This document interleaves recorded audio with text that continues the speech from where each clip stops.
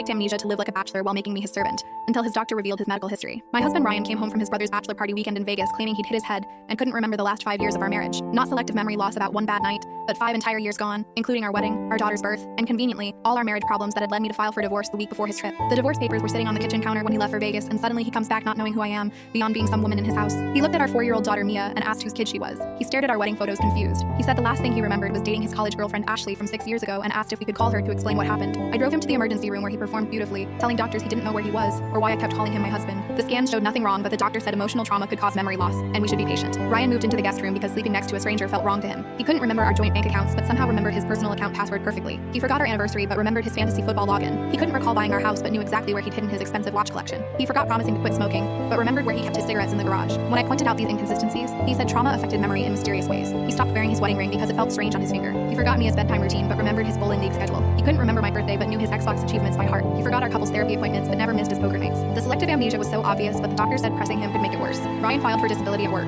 claiming he couldn't perform his job without his memories. His boss Kevin called me confused because Ryan had just perfectly completed a project requiring 5 years of specific knowledge only their team would have. When I mentioned this, Ryan said muscle memory and actual memory were different things. He started going out more, saying he needed to rediscover himself. He'd come home late smelling like perfume, saying he was trying to trigger memories. He opened dating apps because maybe seeing how he met people would help him remember. He was basically using fake amnesia to live like a single man while still having me cook, clean, and raise our daughter. The divorce was on hold because his lawyer said we couldn't proceed while he was mentally incapacitated. Ryan actually smiled when telling me this. After 2 months of this game, I was done playing. I called Ryan's mother Helen and explained everything. She didn't believe he had amnesia for a second, and gave me the name of his childhood doctor, Dr. Foster, who treated Ryan for 20 years. I made Ryan an appointment, saying it might help to see a familiar face from before his memory gap. Ryan couldn't refuse without looking suspicious. At the appointment, Dr. Foster started asking routine medical history questions. He asked about Ryan's appendectomy when he was 12. Ryan said he didn't remember having one. Dr. Foster pulled up the records showing Ryan never had appendectomy. It was a test, and Ryan failed. Dr. Foster asked about Ryan's broken arm at 15. Ryan quickly said yes, left arm, skateboarding accident. Dr. Foster showed records indicating Ryan had never broken any bones. Another test failed. Then Dr. Foster asked about the severe concussion Ryan had gotten 5 years ago, right after his wedding, that had required 6 months of rehabilitation. Ryan eagerly said that must be why he lost his memory. That old concussion was affecting him now. Dr.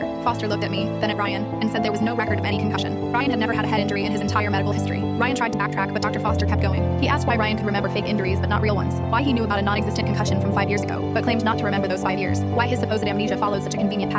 Ryan's face went red and he said different doctors must have different records. Dr. Foster called Ryan's insurance company on speaker and confirmed Ryan had never filed any claims for head injuries, concussions, or amnesia treatment until this Vegas incident. The insurance investigator on the phone said they'd been suspicious about Ryan's disability claim, and this was evidence of insurance fraud. Dr. Foster wrote in his official report that Ryan showed clear signs of malingering, faking symptoms for external gain. The divorce proceeded immediately since Ryan was clearly competent. His work fired him for disability fraud. His insurance sued him for false claims. His own mother testified against him saying she'd never believed the amnesia story. Ryan tried claiming he really thought he had amnesia, but the judge said thinking you've forgotten your marriage while remembering your Xbox password wasn't amnesia.